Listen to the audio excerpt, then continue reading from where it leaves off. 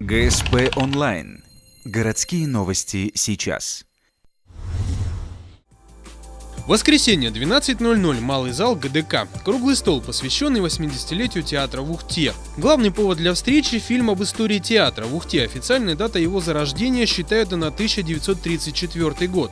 Лагерное прошлое, военные годы и так вплоть до наших дней. Фильм режиссера Веры Гой «Галерея лиц». Экранное время отдано не фактам, а всем тем, кто был и остается театром в Ухте. Когда вот сейчас мы играли тоже два спектакля, когда я выходила перед зрителем и говорила, что сегодня огромная дата, 80 лет со дня первого театра.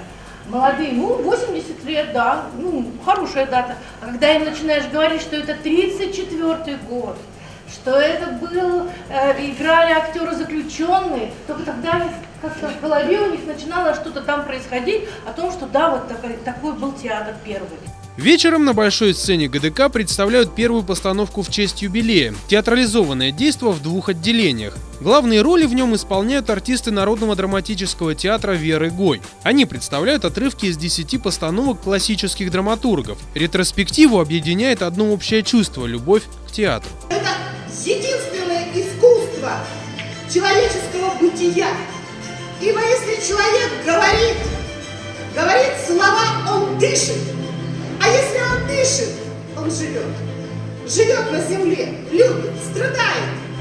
Может преодолевать любые препятствия, потому как он творит.